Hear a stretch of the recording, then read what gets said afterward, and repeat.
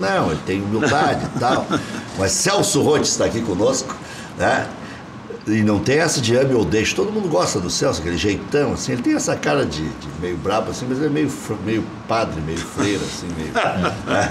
E, junto com o Léo Guettens, que é o cara que mais conhece futebol da América, Celso Roth. Quando quiser saber alguma coisa sobre adversário, que você está voltando aí, está todo mundo voltando, né? Então o Celso também vai voltar.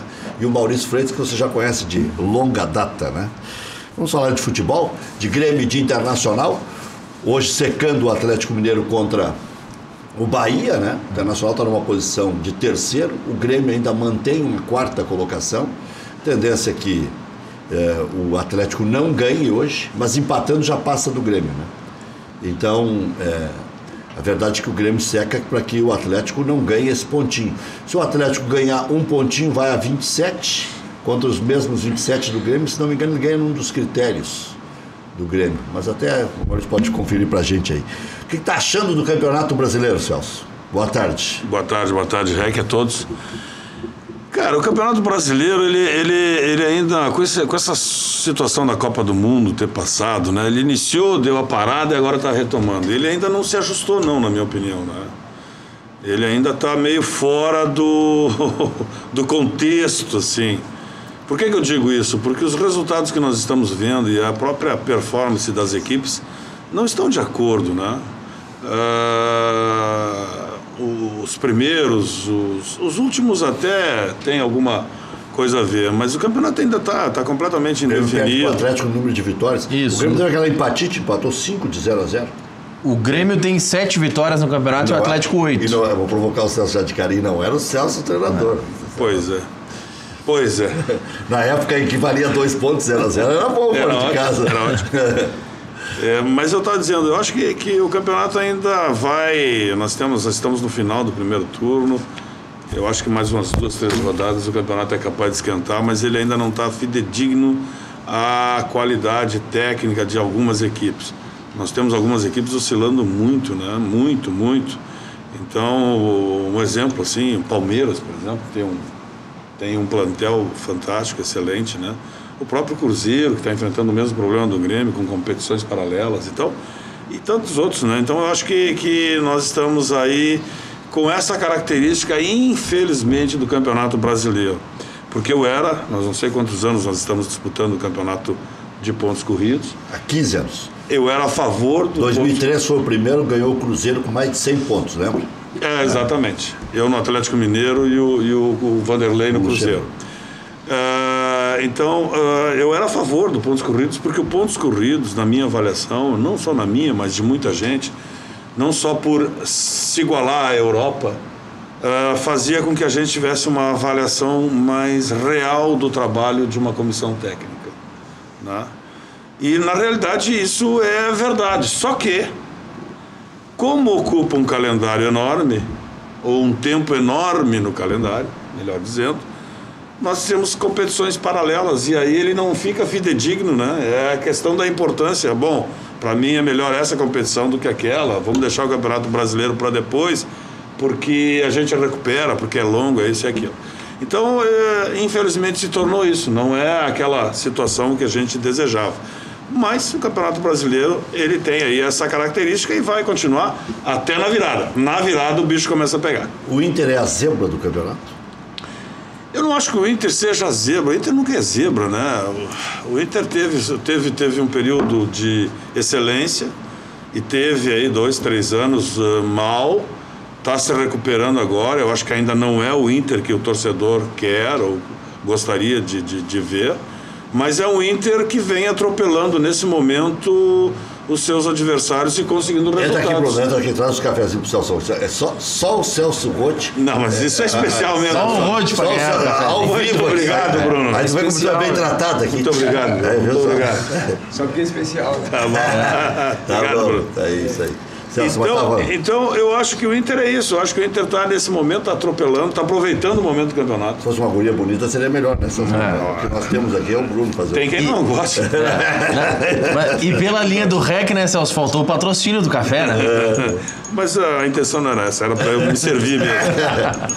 Mas então eu acho isso, que eu acho que o Internacional está aproveitando. E está certo o Internacional, né? Porque aprendeu, né? Início do campeonato brasileiro, mesmo que ele esteja com essa situação de Copa do Mundo no meio e tal, e ainda indefinido, numa situação mais... O torcedor definido, não, esse é o que nós queremos. O Internacional está aproveitando, está fazendo pontos e está corretíssimo. O Internacional e outros. E reforçando o time, né? E reforçando o time, né? Não esquece de, ao mesmo tempo em que melhora o desempenho do time com o Odair, oferecer mais peças para o treinador, né? Muito se cobra do Odair, mas o time que ele tem hoje em mãos é muito diferente do que iniciou ou do que perdeu o Campeonato Gaúcho. O Internacional já trocou, desculpe te interromper, o Internacional de 2016, quando caiu, para agora 2018, já trocou acho que uns 3 ou 4 times, né? E esse me parece mais equilibrado. Trocou ou contratou 3 ou 4 times? Trocou, o que eu quero dizer, contratou, né? Foi trocando. Essa direção do Inter não fica muito tempo com alguma coisa que ela vê que não está dando certo. Veio Danilo, vai Danilo, traz um jogador, não aprova em poucos meses, já manda adiante e vai renovando o elenco e vai fazendo uma depuração, né? É boa de negócio. Bom, mas aí eu vou me lembrar de uma frase quando o Celso Roth assumiu. Foi dito ao Celso Roth o seguinte: o grupo é esse aí, não adianta pedir reforço. Então, era outra diretoria também, né? Celso, te surpreende? Não foi, desculpe te interromper, mas não foi, voltando a esse caso que a gente sempre retoma, né? Não foi a diretoria que estava no comando, né? Aqui estava entrando. Foi aqui estava entrando, porque o Fernando, eu e o Fernando e os demais, nós entramos para tentar ajudar, porque nós víamos já com o Internacional desde 97, te lembra disso? Sim. Nós, juntos lá no Beira-Rio e tal, tu nos acompanhando diariamente, né? Então o Fernando Carvalho fazia parte daquela situação, e aí daquilo o Internacional se tornou campeão mundial e assim vai.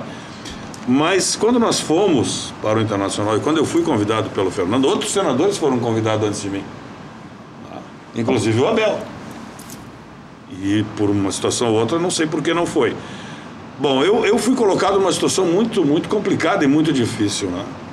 E nós fomos, aceitamos, e foi dito para mim isso: nós não vamos modificar grupo, não vamos trazer nem tirar jogadores, nós vamos simplesmente tentar ajudar e fazer com que a coisa funcione com a realidade, com o que nós temos. E foi isso que foi tentado fazer. Só que, com pouco tempo, a gente já viu que a coisa não iria adiante e, infelizmente, não foi. Qual que era o principal problema daquele grupo? Eu acho que aquele ano, acho que o torcedor do Internacional não quer falar daquilo, né? O torcedor do Internacional quer falar de agora.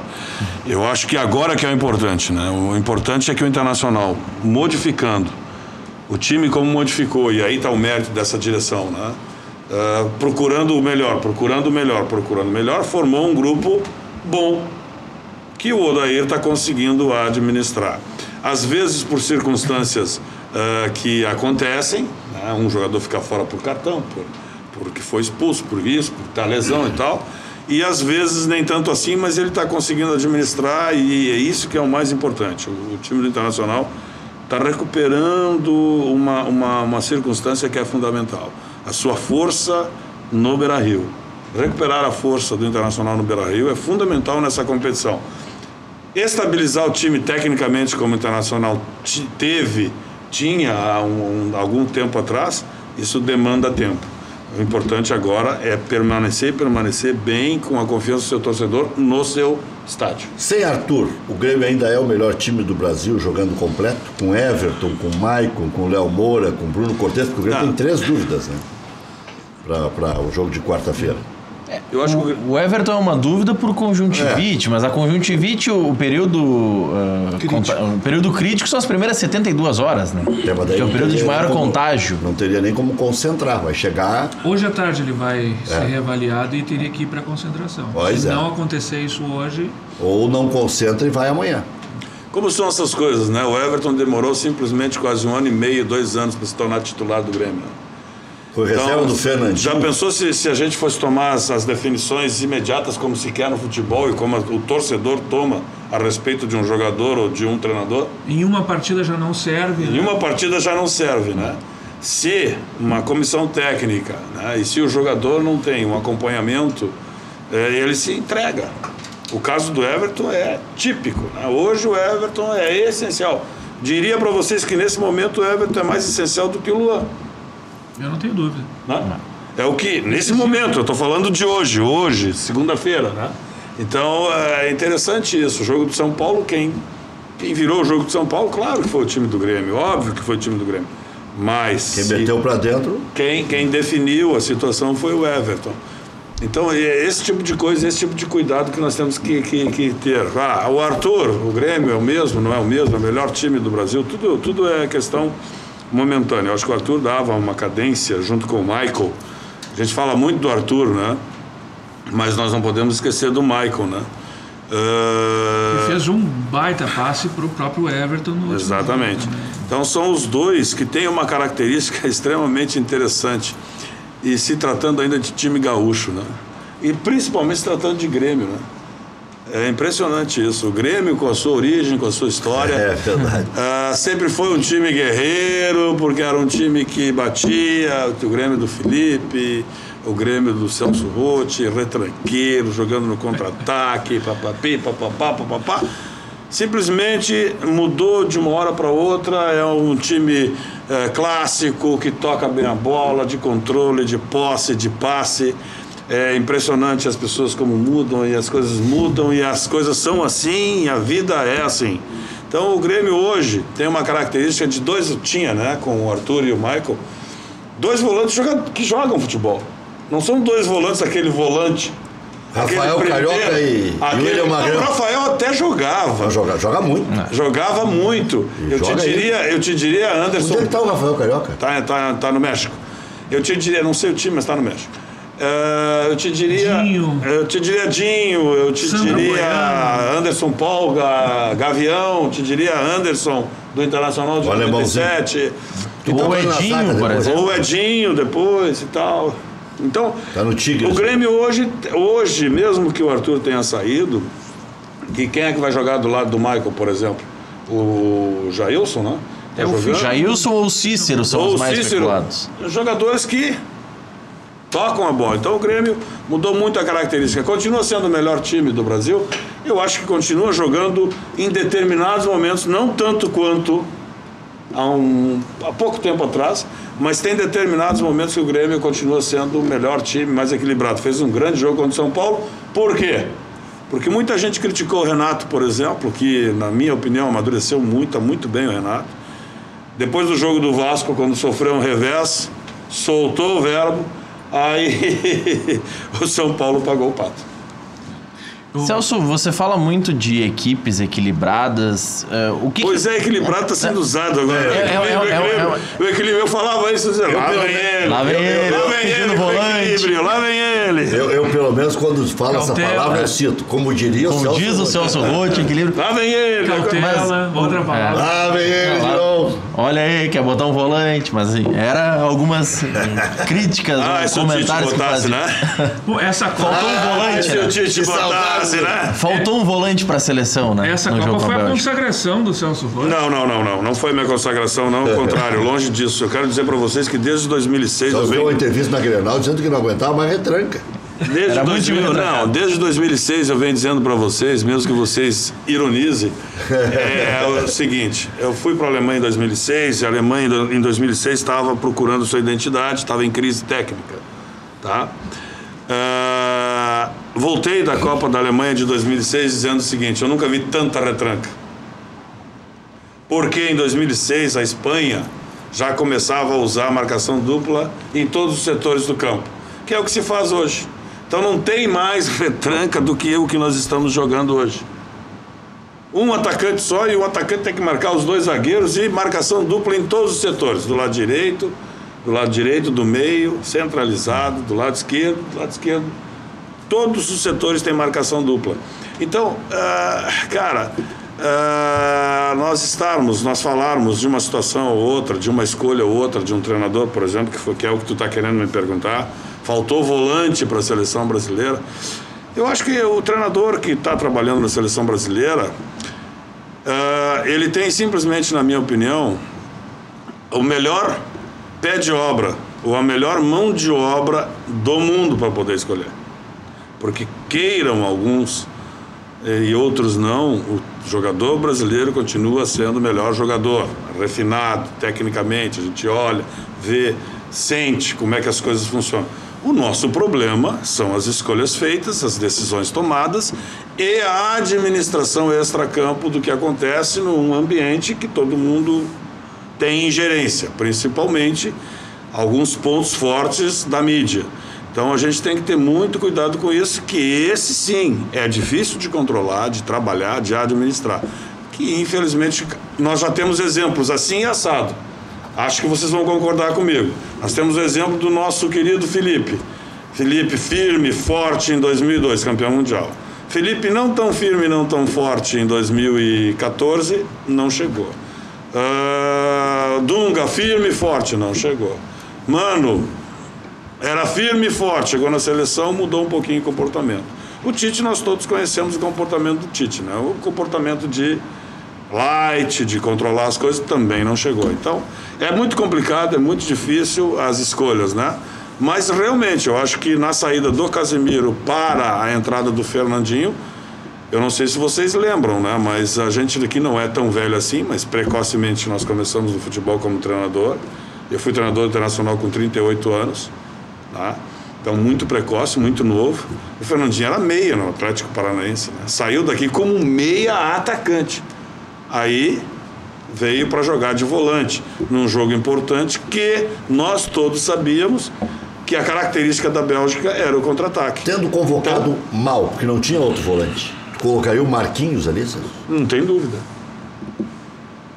Nenhuma dúvida. Por quê? Por que eu colocaria o Marquinhos? Porque o Marquinhos já jogou de lateral direito. O Marquinhos já jogou de zagueiro.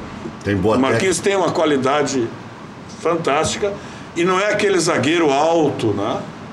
Alto. Tem noção de cobertura. Tem uma altura média que dá muita mobilidade para ele. Então, num jogo que a gente ia sofrer contra-ataque sabidamente, acho que o Marquinhos seria uma alternativa bem interessante, sim. Mas fica muito fácil falar depois do jogo, né? O treinador escolheu, teve a convicção de escolher e foi convicto para o jogo que tinha feito a melhor escolha. As coisas não funcionam. Então, não é o Tite. Foram as escolhas do Luiz Felipe lá em 2014 também, que nos deixaram aí e nos deixam até hoje, historicamente, com uma marca negativa. Então, são as escolhas e o momento que o treinador faz. E que, quando dá certo, é herói. Quando não dá certo, todos pagam. A semana passada tinha piada pronta, né? Que era o Bernard indo pro Palmeiras. Imagina, né? Recebeu a proposta. Era piada pronta. Imagina o Filipão desembarcar junto com o Bernard. Não era uma boa, né? Não. Tinha que retirar essa proposta. Acho que morreu na casca. Ele quer 1,5 milhão por mês também, né? É difícil. Até pro Palmeiras é difícil. Mas nessa linha de decisões, Celso, se divulgou depois da Copa que o Tite ouvia muito seus auxiliares, que as decisões eram praticamente um consenso entre a comissão técnica. Como é que você normalmente trabalha nos clubes? Você busca ouvir mais auxiliares ou não? Essa é outra coisa fantástica, né? O que é fantástico? Fantástico é o seguinte, quando nós começamos lá em os anos... O REC pegou isso aí também, né, REC? 80, 90, nós tínhamos uma comissão técnica que era uma ditadura. O treinador mandava em tudo, até a hora do levantar, tomar café, nós não tínhamos... Não, era o treinador que comandava tudo isso. Seu Enio servia até sopa para os jogadores. Depois disso, depois da década de 80, 90, nós passamos a ter, e inclusive conosco no Internacional, acho que nós somos, não pioneiros, mas começamos ali com o João Paulo Medina, né? Nós começamos a trabalhar a comissão técnica multifuncional. O que é a comissão técnica multifuncional? Tem vários técnicos administrado pelo treinador. Inclusive davam muito pau, né, no Miranda, né? Que frescura é essa? Que frescura é essa? Bom, mas a coisa pegou. Pegou, claro. Tanto que o que tu está me falando aí, do Tite está falando com seus pares da comissão técnica é exatamente isso. Eu tenho auxiliar técnico de campo, eu tenho auxiliar técnico fora do campo, eu tenho auxiliar técnico físico, eu tenho auxiliar técnico treinador de goleiro, eu tenho auxiliar técnico médico e tal. Bom, analista de desempenho. Ou esse aí, então, tá uma beleza. Esse aí sai de analista de desempenho para treinador de um dia para outro. O que tu demora 30 anos para conseguir chegar a ser treinador de um time principal, o cara, com um ano de análise de desempenho, ele já é treinador, porque ele vende as suas ideias para o dirigente, que é de outro ramo, não é do futebol, e aí fica impressionado. Aí bota ele de treinador. Canto da sereia. Aí vai. Então, e agora as coisas estão retomando como o REC abriu o programa, né? Estão vendo que as coisas não são assim, precisa passar por algumas etapas, né? Então, a comissão, voltando ao assunto, comissão técnica multidisciplinar, multifuncional é isso, né? É o treinador controlar todos esses técnicos. É o que nós temos. O Tite tentou. Mas, cara, se eu estou te dizendo que o grande problema da seleção brasileira não é técnico, e sim o que circunda, o que está ao redor da seleção, que é o grande problema, como é que tu vai controlar todos os teus companheiros, todos os teus pares, sem ninguém falar nada, sem ninguém dizer nada, quando é muita gente? Tu conhece o ser humano? Que idade tu tem já? Eu tenho 27. 27 é novo, tu conhece lá então. Como é que tu vai controlar o ser humano? Me diz. Mas não tem como. Não tem como. Então é isso, cara. Então, não que eu queira voltar, só para deixar claro, não que eu queira voltar ao treinadorismo. Não, isso não existe, isso não pode existir. O que nós temos que ter é que ter o controle, o meio termo. O treinador tem que ter o comando, sim, né? E ter as pessoas corretas, certas, e pronto, não além disso. Muita gente, é muita opinião, é muita informação, e a coisa desvirtua. E o engraçado é que essa mesma crítica, ou essa mesma constatação que o Celso faz, é o que na Argentina está se reclamando. Mas não conseguiram fazer a cabeça do Tite. Queriam tirar o Gabriel Jesus, não conseguiram. Não, o Tite queria... Isso aí que o Celso falou que vazou também, que tentaram tirar o Gabriel Jesus e... Não, vazou que eles debatiam a entrada do Firmino na vaga ou do William ou do Gabriel Jesus. Sabe? Só que como não existiu consenso na comissão técnica, a palavra final foi do Só que Tite. é o seguinte, vocês não podem esquecer de uma coisa aí, que está o grande detalhe. Comissão técnica multidisciplinar funcional funciona, não tem dúvida. Só que a palavra final é de quem? Head coach. A responsabilidade é de quem? É do técnico, claro. Os outros todos dão pitaco sem ter responsabilidade nenhuma. É só a cabeça de um que está minha opinião. E interna. Então eu acho isso uma falta de ética, falar essas coisas pós. Se nós estamos aqui falando sobre uma situação que será decidida por uma pessoa que comanda essa comissão técnica, né? Isso tem que ficar aqui. São opiniões que serão dadas. Olha, tem um sinal aqui, tem um sinal lá, tem um sinal aqui, que esse jogador está assim ou está assado. Eu vi ele assim e tal. São informações, não são definições. Quem define é um só. Agora, Celso, voltando ao Internacional da época e de toda a celeuma que se criou, você esperava que um dia fosse parar no Ministério Público? Como eu no Ministério? Não, tu não. O clube não me assusta. Eu ainda não sabia dessa. O entorno que você... Já chamaram o Hernando e tal. Não, mas nessa linha o entorno, né? Ali, aqui, acolá, alguns dizendo, olha, estão fazendo isso, estão fazendo aquilo. Você mesmo chegou a dizer, olha, tinha coisas que... Não, tem coisas, olha, Rec, quando a gente...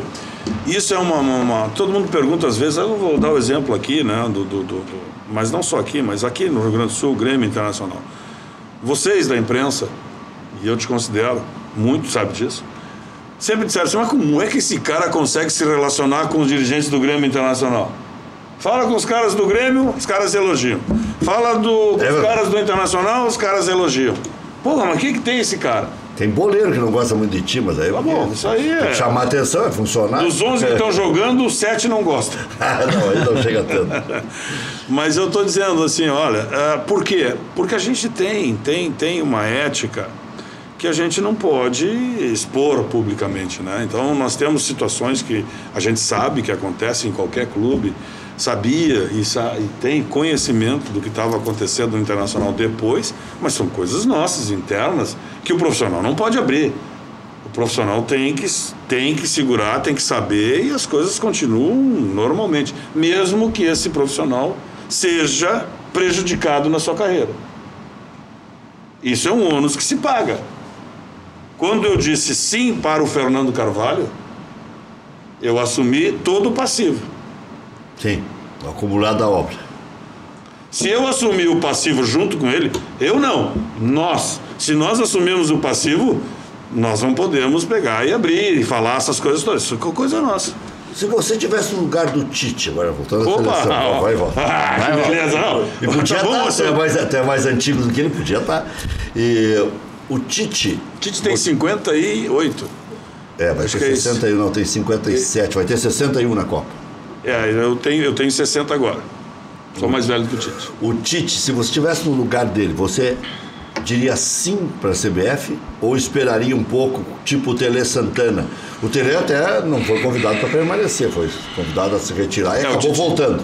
Né? O Tite foi convidado a permanecer. O Tite é um caso bem interessante, né? O apoio popular ao Tite, eu acho que até pela circunstância geral, social, econômica do país, fez com que o Tite tivesse uma unanimidade, né? Num determinado momento, né? A ausência de liderança, né? Também, consequentemente também. E agora, pós queda da Copa do Mundo, igual a do Dunga, por exemplo, igual, mesmo que tenha sido por 7 a nossa queda na Copa do Mundo aqui no Brasil, o Brasil chegou nas quartas, né? Chegou na semi. Não, chegou na semi. Dessa vez ficou nas quartas. Foi melhor ainda a campanha do Luiz Felipe, né? Então, o Tite foi convidado, por essa circunstância toda, a continuar. Eu não sei. Eu acho que o Tite deve ter feito uma avaliação muito clara do seu momento, das suas escolhas e da sua situação. Acho que no Brasil nós temos algumas competições que elas são muito, muito, muito decisivas.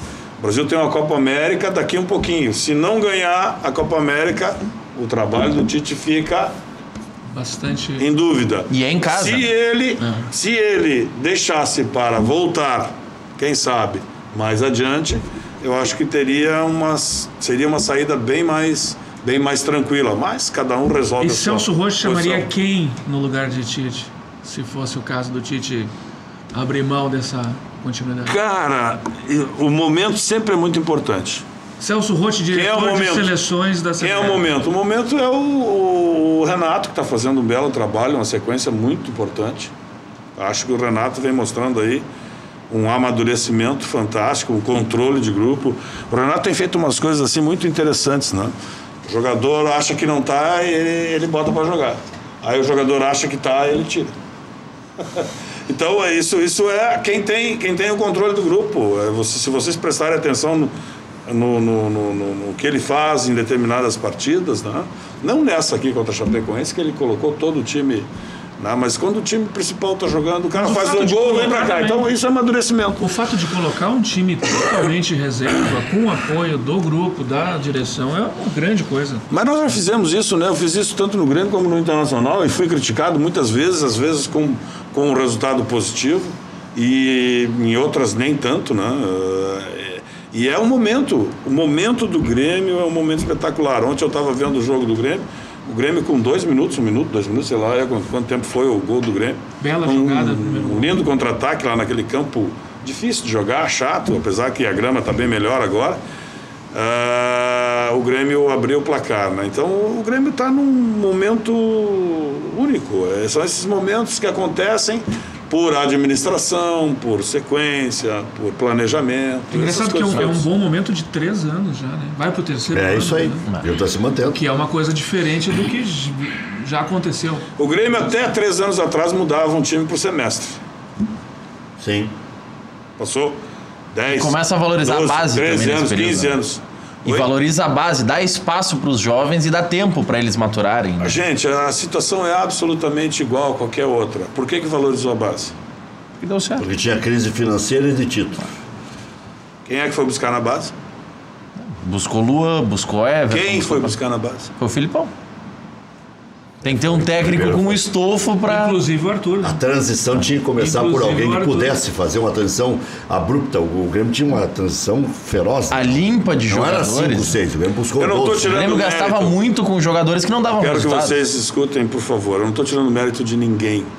Eu só estou te dizendo que as coisas são assim. Quando um time faz investimentos e não consegue o resultado, e aí no próximo ano continua fazendo investimento e chega no fundo do baú financeiramente, Aí todo mundo volta-se para onde? Para base. Aí aonde não se espera nada, é que nada acontece, mas aonde se tem alguma coisa, se busca, né? Eu falei anteriormente, esse menino, o Everton. O André Vieira esteve aqui sexta-feira e contou a história de como o Filipão foi olhar os jogos dos juniores e disse assim, eu quero 6, 7, levou o André Vieira, levou o Roger, levou todo mundo. Vai todo mundo pro profissional, é o que temos. O Grêmio estava refazendo o time de 93, que não tinha ido mal, tinha perdido aquela Copa do Brasil pro Cruzeiro, mas tinha que reformular.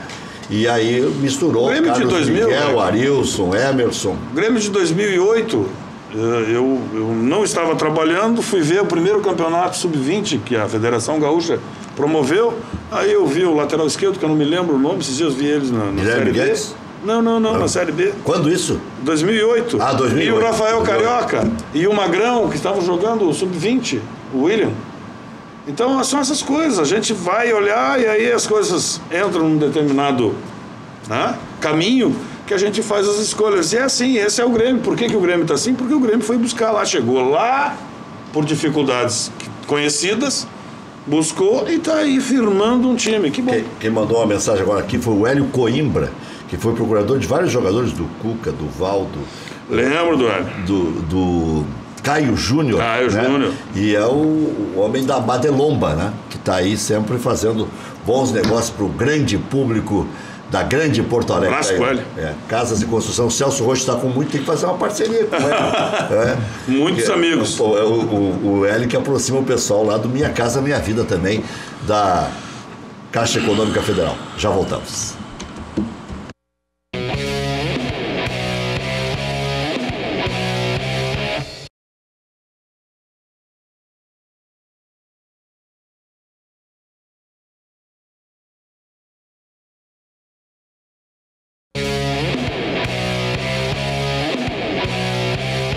Com reservas, Grêmio empatou com a Chapecoense em 1-1 na Arena Condá. Tricolor se manteve no G4, é o quarto colocado com 27 pontos, mas também pode ser ultrapassado pelo Galo, que joga hoje contra o Bahia que está na série, lá na zona do rebaixamento. O Bressan deixou a partida ontem com lesão muscular e deve parar por pelo menos 3 semanas. Preocupado com a lesão do jogador, Renato reforçou o pedido à direção pela contratação de um zagueiro. O Grêmio contratou o Matias Antonini, então o zagueiro veio.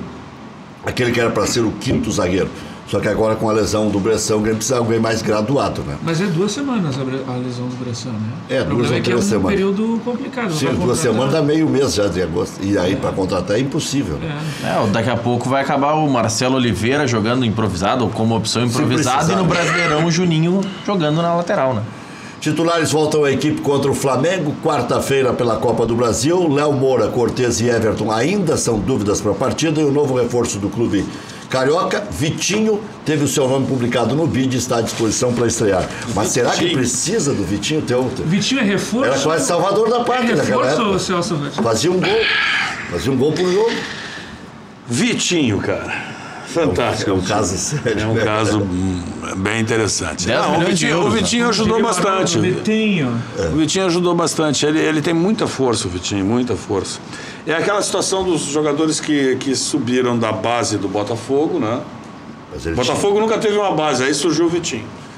Aí pegou um jogador com experiência mundial, internacional, que era o Sidorf.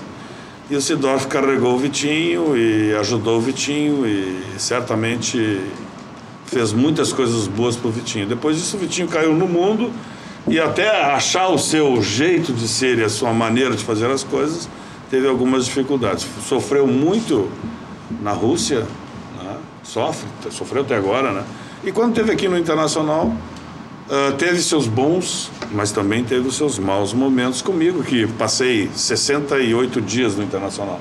Então, comigo também ele teve esses bons e maus momentos. O Inter ganhou 5 partidas de 1-0 com ele fazendo gol. Exatamente.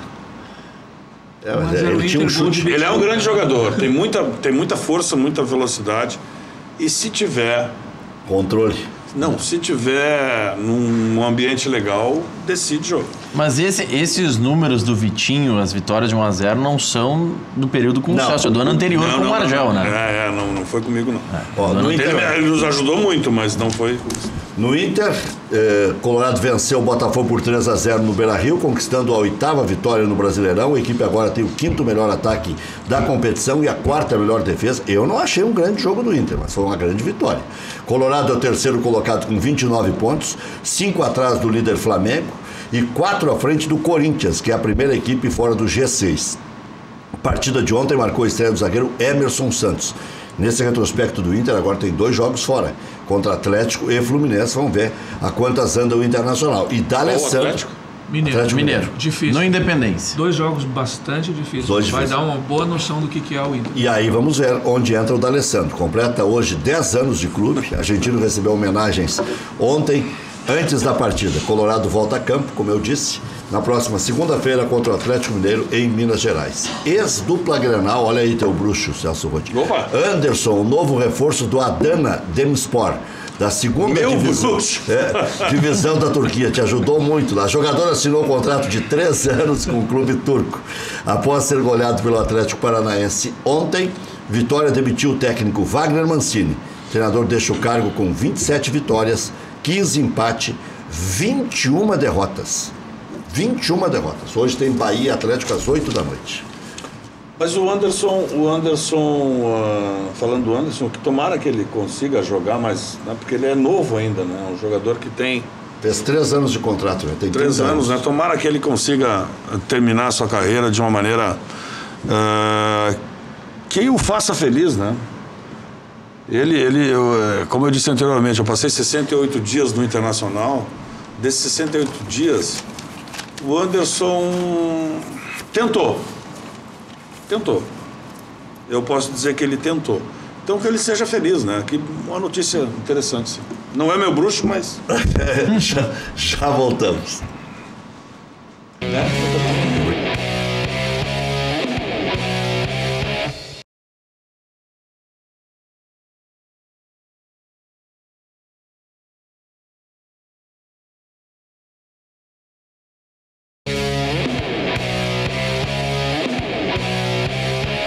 Madelomba e Construlomba, casas e construção, casas de alvenaria, casas de madeira, financiadas pelo Minha Casa Minha Vida ou financiamento direto, especialmente as casas de madeira. De alvenaria, normalmente para o Minha Casa Minha Vida. Constrói casas em toda a região metropolitana e litoral, aí que eu falava do Hélio Coimbra. Madelomba e Construlomba. Maior qualidade, melhores condições. Para mais informações, 3596-1048 ou no plantão agora com o Fernando, 98631-7709. Visite o site Madelomba Casa e Construcão, sem o tio, sem o cedilha.com.br.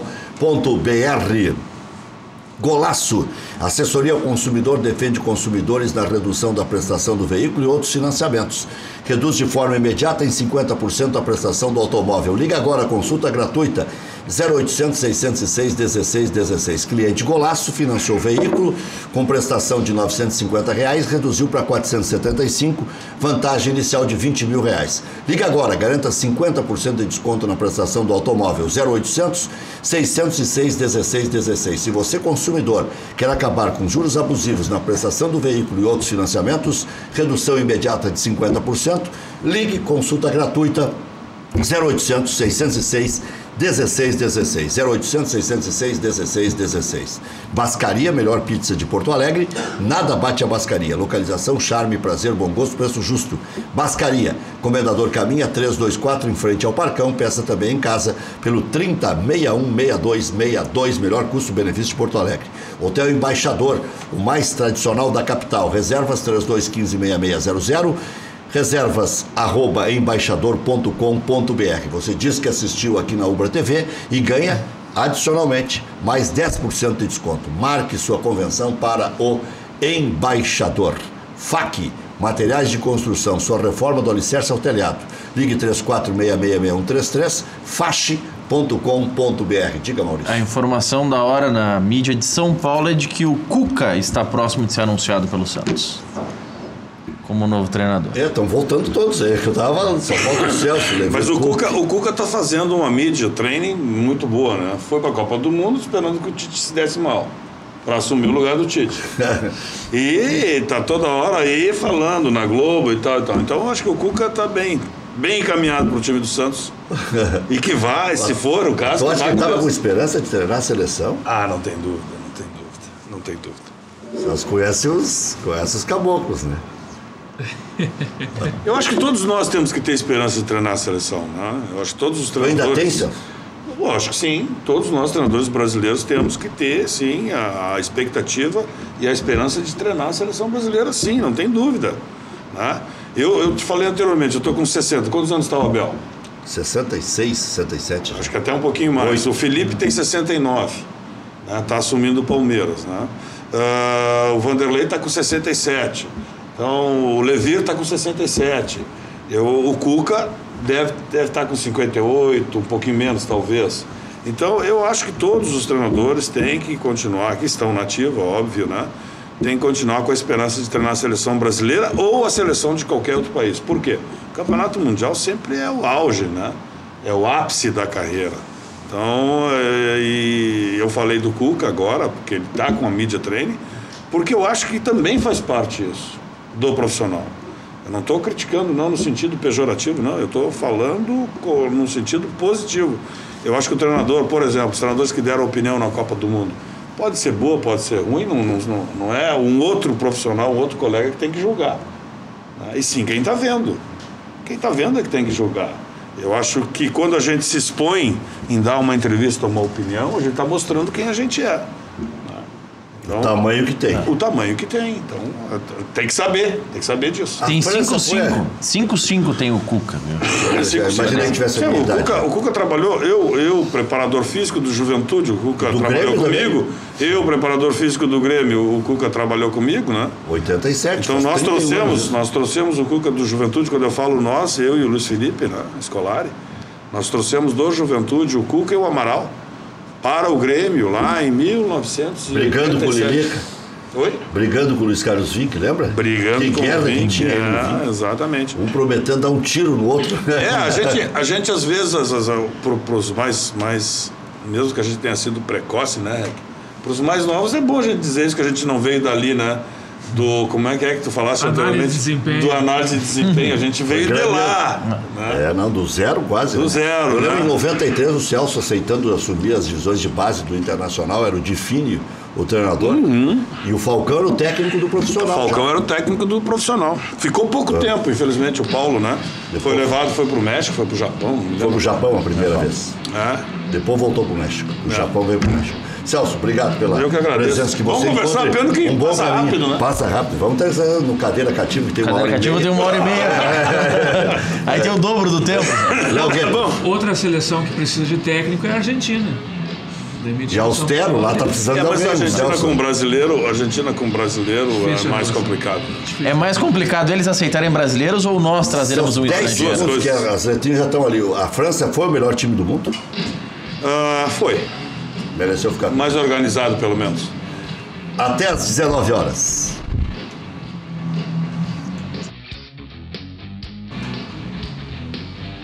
Outro que mandou um alô que foi o João Cadeira.